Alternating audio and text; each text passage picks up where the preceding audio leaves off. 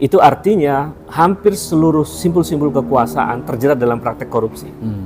Apakah dia menteri, apakah dia mungkin ya kita bisa menganalisis di situ semacam dugaan kuat jejaring dengan presiden, misalnya dengan partai politik dan lain-lain, bahkan anak-anak mereka, ponakan-ponakan mereka dan seterusnya.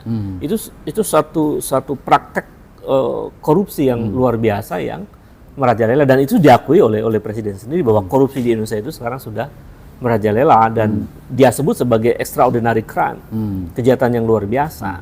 Nah, karena rezim ini koruptif, ya secara umum, karena merajalela itu artinya kan banyak. Maka ketika kemudian terjadi pergantian kekuasaan, rezim ini mengalami ketakutan luar biasa. Karena kalau rezim baru kemudian membongkar praktik korupsi ini, mungkin penjara akan penuh dengan para politisi yang berkuasa saat ini. Jadi apa fenomena gelombang besar tahu-tahu di daerah-daerah seolah sudah mengenal Anies Baswedan ini? Disambut dengan seperti itu, maknanya apa? Apa kira-kira? Jadi gini, rakyat ini sebetulnya menginginkan semacam antitesa dari praktek kekuasaan sekarang. Atau jalan tengahnya sintesa dari praktek kekuasaan sekarang misalnya. Siapa yang menjadi representasi dari antitesa rezim saat ini yang ada di lapisan kekuasaannya seperti di gubernur dan seterusnya? Ya, Anies Baswedan sebagai antitesa dari pemerintah.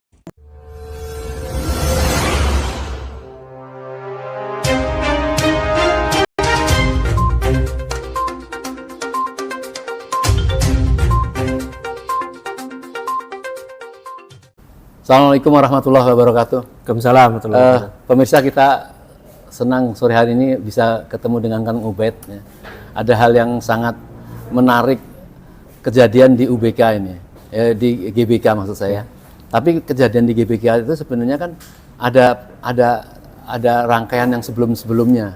Yang rangkaian itu terjadi perubahan-perubahan yang membuat sesak nafas yang dibawa masuk dalam pertemuan resmi di Golkar mengatakan hati-hati memilih pemimpin. Kemudian di pertemuan IP juga itu menunjuk Prabowo, artinya Prabowo mungkin sudah terangkat gitu. Kemudian tetapi anehnya tidak berani mendatangin Palu. Nampaknya khawatir, berhitung juga ini kalah pamor dengan Anies dan kayak membuat suatu hal yang baru di GBK dan menunjuk orang lain. Nah, ini membuat marah tentunya yang sudah terlihat itu kan ada dari PDI kan ya. Lancang seperti itu. Nah, saya kira ini yang perlu saya tanyakan menurut Kang Ubed ini ada apa ini? Kok kayak dia ini resah, kayak takut kalau tidak jadi presiden lagi itu apa? Kan pertanyaan itu kita bisa berimajinasi ya, bahwa orang kalau terus berusaha ingin berkuasa atau melakukan sesuatu untuk kepentingan kekuasaan, berarti dia punya keyakinan bahwa dia mau berkuasa lagi. Atau ada kekhawatiran yang luar biasa pada dirinya jika tidak berkuasa lagi. Ya, itu yang kemudian melakukan banyak manuver politik, termasuk yang peristiwa di GBK itu. Saya kemarin lewat situ, Bang. Lewat Jalan Sudirman karena mau ngantar istri untuk menjadi juri satu festival anak berkebutuhan khusus tingkat nasional kalau nggak salah. Macet luar biasa dan ternyata banyak emak-emak yang saya melihat itu bukan massa organik tapi massa yang digerakkan oleh kepentingan pragmatis. Dan itu menurut saya peristiwa itu memalukan lah ya. Ada mengumpulkan banyak orang yang angkanya secara finansial mungkin lebih dari 50 sampai 100 miliar. Di saat yang sama Cianjur sedang membutuhkan uang untuk menangani akibat gempa. Jadi nggak ada empati dari peristiwa itu. Yang kedua, tagline-nya kan Nusantara bersatu.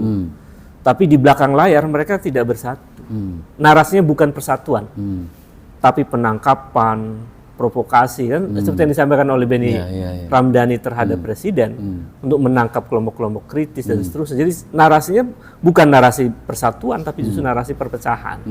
Jadi ini ada kontradiksi-kontradiksi di situ. Kemudian yang kedua juga menunjukkan bahwa pertemuan di GBK itu adalah pertemuan inkonsistensi seorang presiden. Misalnya presiden memerintahkan kepada Menpora agar tidak menggunakan GBK Iya, sampai Komisi Internasional Sepak Bola U20 itu ya. Nah, saya kira di satu sisi menteri melarang, tapi kemudian justru presiden menggunakan. Gitu.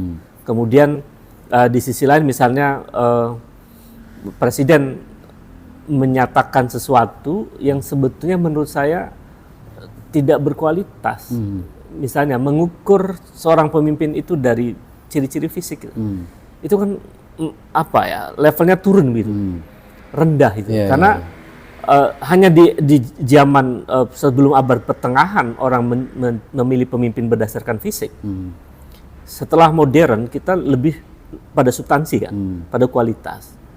Ya, itu ya tergambar dari seorang presiden yang mengatakan ciri-ciri fisik, rambutnya putih, wajahnya berkerut. Itu saya kira ada sangat dua artifisial. hal, satu itu menunjuk itu, yang kedua orang kenal menangkap bahwa nampaknya belum tobat ini tentang ingin 3 periode ini ya. Awal-awal dulu kan mengatakan orang yang mau mengangkat saya yang ketiga kali itu mau menampar muka saya, tapi itu tidak berhenti. Kemarin itu nampaknya kental kan itu. Ya, itu kan juga terbaca dari pertemuan di HIPMI yang jadi ajang tinju itu kan.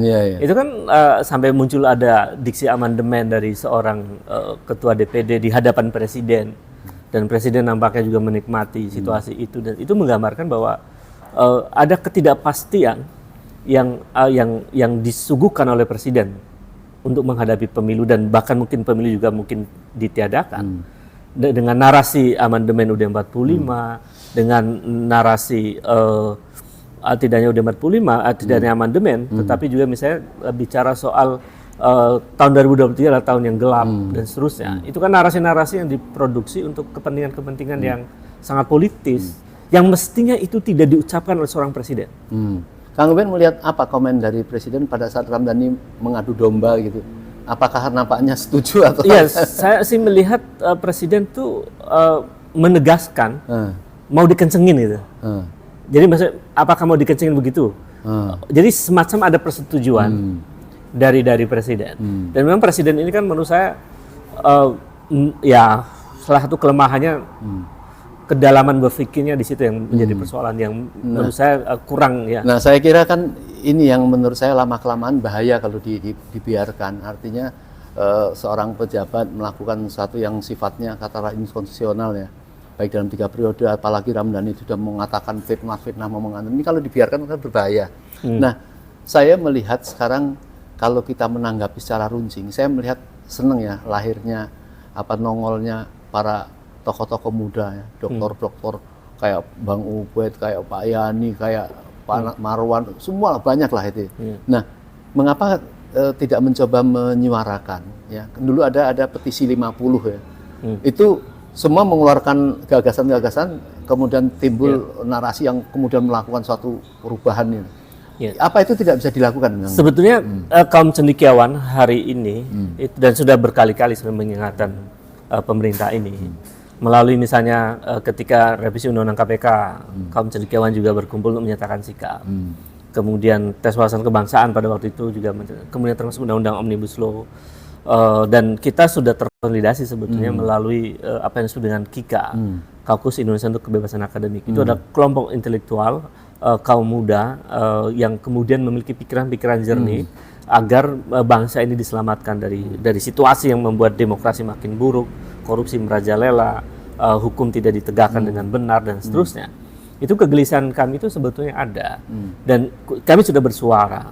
Tetapi kan kemudian suara ini mesti diperluas, dan kami akan terus. Dan itu dalam bentuk kepengennya social society atau melalui DPR? Apa sudah putus asa melalui DPR? Yes, kami sih melihat bahwa DPR tidak lagi menjadi bagian trust politika yang merawat check and balances di situ, karena 82% parlemen itu kan pendukung kekuasaan, dan dengan data itu dan dengan peristiwa-peristiwa yang tadi saya sebutkan, Undang-Undang KPK, Omnibus Law dan lain-lain, kami sih menyimpulkan DPR hanya sebagai stempel dari kekuasaan, dan itu yang sebetulnya membahayakan demokrasi diantaranya ya, karena kalau tidak ada check and balances di dalam kekuasaan, demokrasi menjadi rusak, dan itu membuka ruang otoritarianisme, dan negara menjadi bukan lagi menjadi negara hukum. Bukan Reksstat, dia sudah menjadi Makstat. Ini kan situasi yang berbahaya, dan kita para akademisi melihat bahwa situasi ini membuat masa depan Republik makin suram. Apa sih Kang Ubed yang sangat memperburuk situasi sehingga kekuasaan ini betul-betul takut sekali kalau terjadi satu perubahan yang ya dengan standar lah, misalnya katakanlah pilpres pun sudah mulai curang-curang, mau menghadang-hadang calon-calon yang kayaknya bangkit dari masyarakat. Ya, salah satu ciri negara modern itu kan ada negara menjalankan prinsip-prinsip good governance. Ya, di antara cirinya adalah transparansi, kemudian partisipasi, kolaborasi, lalu turunannya tidak koruptif, sebagainya. Itu yang ketakutan. Ya, ketakutan. Jadi kalau sekarang ini kan korupsi merajalela. Iya. Itu artinya hampir seluruh simpul-simpul kekuasaan terjerat dalam praktek korupsi. Apakah dia menteri, apakah dia mungkin ya kita bisa menganalisis di situ semacam dugaan kuat, jejaring dengan presiden, misalnya dengan partai politik dan lain-lain, bahkan anak-anak mereka, ponakan-ponakan mereka dan seterusnya.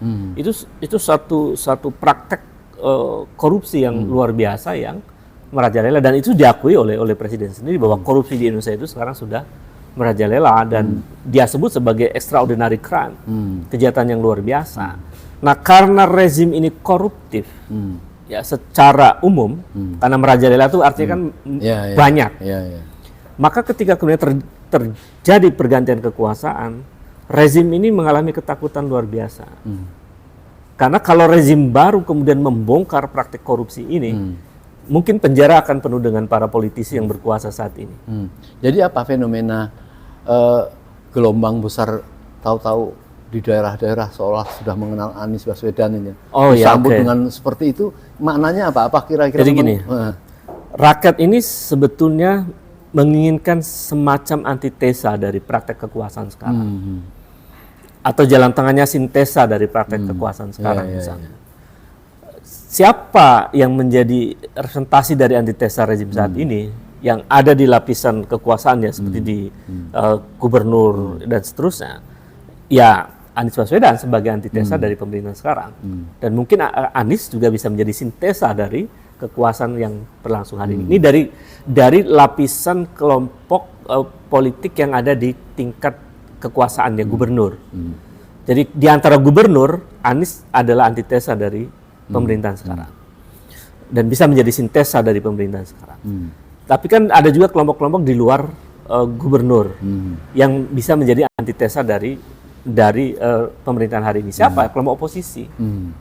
Ya, siapa mereka? Ya ada di partai-partai yang kecil mungkin, tapi juga kelompok oposisi yang kelihatan dari kaum intelektual, para cendekiawan, para ekonom, ya, para mungkin juga mantan pebisnis, mantan purnawirawan dan seterusnya. Saya kira banyak kelompok oposisi itu. Kalau misalnya kita melihat satu pandangan yang sama berbahayanya rezim inilah dari segala macam lah ya, kita tahulah bagaimana ketakutan rakyat ini, alam kita disedot habis ditransaksikan dengan dengan tidak transparan ya itu.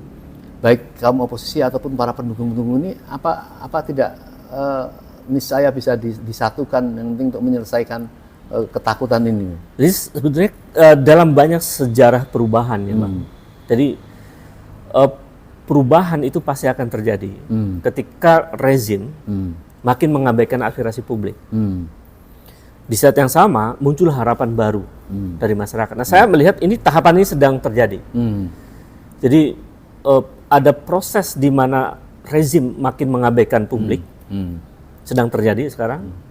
Di saat yang sama ada hope di masyarakat untuk keinginan untuk melakukan perubahan. Nah, kalau ini bertemu dan kemudian terkonsolidasi, saya meyakini memungkinkan terjadi perubahan. Yang kemudian perubahan itu bukan sekedar berubah orang, tapi saya meyakini banyak orang kemudian menginginkan perubahan besar. Melakukan atau semacam menata ulang satu praktek kekuasaan yang selama ini justru jauh dari cita-cita proklamasi kemerdekaan Republik ini. Jadi basis keinginan perubahan itu adalah pada tujuan bernegara sebetulnya. Jadi kalau tujuan bernegara itu kita inginkan menjadi nyata, maka perubahan besar harus dipandu dengan tujuan negara Republik ini. Kalau perubahan itu katakanlah orang berharap pada penggantian presiden di masa-masa Pilpres gitu ya, dan nampaknya ada ketidakrelaan ya dari oligarki, dari kekuasaan yang bergabung dengan oligarki. Kalau ada seorang katakanlah Anies lah sekarang ini ya, nampaknya mau dijegal-jegal kan kemarin dengan korupsinya, dan kayaknya juga akan digagalkan pencapresannya karena mungkin harus melalui presidensial threshold, itu kan agak susah diganggu-ganggu. Itu terus gimana jalannya? Jadi saya kira oligarki sudah waktunya mereka bertobat ya, untuk tidak lagi mengeruk kekayaan demi kepentingan mereka. Karena kan sudah terlalu lama mereka mengambil keuntungan dari jalannya negara ini. Yang kedua, di kelompok pro perubahan, menurut saya jika jalan linier melalui Pilpres itu tidak menghadirkan satu perubahan besar, maka memungkinkan sebetulnya jalan non linier perubahan itu bisa dilakukan. Kan itu terjadi di banyak peristiwa sebetulnya. Apakah kita belajar dari sejarah dinamika perubahan di Eropa, di Amerika Latin, di Afrika, atau di Asia Timur, Asia Selatan, atau Asia Barat, semua menggambarkan satu peristiwa bahwa perubahan besar yang non-linear itu bisa mungkin terjadi. Jadi kalau sekarang kita berada pada sebuah pilihan.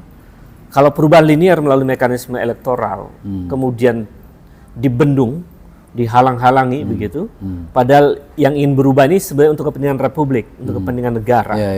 Lalu dihalang-halangi, saya meyakini hukum perubahan itu akan membangun kekuatannya sendiri. Dan itu sebetulnya kerugian besar juga buat mereka para pebisnis kalau tidak pro pada perubahan. Negeri ini sudah waktunya untuk berubah, untuk memikirkan masa depan negara, untuk memajukan negara. Bukan lagi gontok-gontokan untuk apa yang sifatnya sangat pragmatis ya, kepentingan mereka. Utamakan kepentingan negara. Jadi jika ada generasi baru, kelompok baru yang ingin menata ulang Republik ini menjadi lebih baik, menurut saya semua kita mesti respect. Saya melihat bahwa rakyat ini sudah mempunyai ada kesamaan berpikir. Siapa sih sebenarnya katakanlah rezim ini gitu ya? Ada nggak Bang Ubed misalnya melihat orang-orang dokter-dokter muda kayak Bang Ubed ini kemudian bertemulah dengan apa, kan mungkin belum ada komunikasi ya dengan Anies yang didukung masyarakat yang pada kira itu ada kemungkinan dilakukan itu nggak? Pada waktunya akan sangat mungkin, karena para akademisi yang masih independen itu berpikir bahwa negara ini harus menjadi negara modern, dan salah satu ciri negara modern itu seluruh produksi kebijakannya berbasis ilmu pengetahuan, riset, analisis yang kuat, kepentingan rakyat banyak dan seterusnya. Jadi bukan from interest to policy, tapi from knowledge to policy. Bagaimana public policy itu lahir karena basis ilmu pengetahuan dan kepentingan rakyat banyak. Ya itu kan harus dijalankan oleh pemerintahan. Nah, pada titik itu calon presiden mesti mau duduk bersama dengan kaum cendekiawan yang sehari-hari bukan hanya ngajar ya, akademisi itu bukan hanya ngajar, tapi juga riset. Nah, risetnya justru membaca masyarakat secara sebenarnya. Ada objektivitas di situ. Beda dengan para politisi. Para politisi mungkin menafsirkan data masyarakat salah dengan kepentingan kan. Tapi akademisi ketika membaca masyarakat dan menemukan data paling empirik, ya kita suguhkan apa adanya.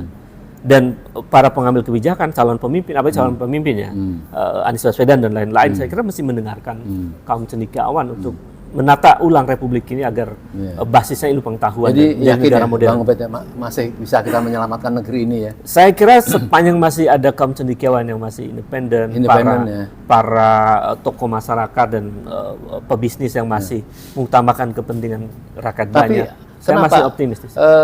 Kemarin itu ada protes yang meluas dari seorang Hendro Priyono mengatakan, ya kalau mau tidak diganggu ya harus bekerja sama Amerika. Kalau misalnya enggak akan diganggu-ganggu itu. Ya. Saya kira begini, Pak Hendro juga perlu dikritik ya.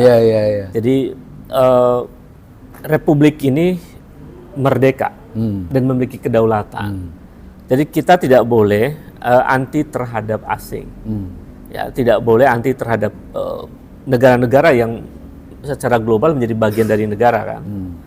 Tetapi posisi kita jangan kemudian menjadi semacam cecunguk dari kekuatan besar itu. Jadi mestinya equal. Kita sebagai bangsa yang berdaulat dengan Amerika itu ya biasa, gitu. Dengan Cina ya biasa. Jangan kemudian kita berhadapan dengan Cina seperti di bawah kendali Cina begitu. Dengan Amerika seperti di bawah kendali Cina. Kita menghormati mereka, kita bisa bersinergi, kita bekerja sama. Ada kontrak-kontrak yang harus diperbarui dan seterusnya. Itu kan rasional gitu. Jadi hubungannya rasional saja dengan negara-negara itu, dan kita paham bahwa ada geopolitik dan peta politik global yang menguasai dunia ini. Jadi caranya cerdas begitu. Bagaimana tidak harus kemudian ya harus tunduk kepada Amerika sepenuhnya, harus tunduk kepada Cina sepenuhnya, enggak. Tapi melihat Amerika sebagai kekuatan negara besar dan kita bisa berdialog, bersinergi, dan saya kira tokoh yang memungkinkan untuk itu memang saya melihatnya saya secara kualitatif saja, memang Anies punya potensi untuk melakukan itu dibanding capres-capres yang lain. Itu agak berat yang lain. Tahun 98 itu kan, semua rakyat itu kan sebenarnya kan mengharap begitu nongol kan kelihatan sendiri. Nah, saya kira begitu juga saat ini sebenarnya. Kalau misalnya, apalagi Kang Ubed mau bukan tampil, maksudnya rembuk bareng dengan teman-teman yang punya satu pemikiran, satu perjuangan gitu ya. Kan bisa terjadi kan Kang Ubed ya? Bisa, memungkinkan. Jadi memang salah satu keinginan besar dari kaum cendekiawan di Indonesia ini yang masih memikirkan kepentingan Republik, ada keinginan untuk berkumpul bersama secara intensif, yang tidak hanya virtual ya, tapi juga kita ingin duduk bersama secara serius menata Republik ini. Misalnya dari banyak bidang, ekonomi, politik, hukum, kebudayaan, teknologi dan seterusnya. Jadi sebetulnya kita cukup kaya para intelektual yang menguasai banyak bidang.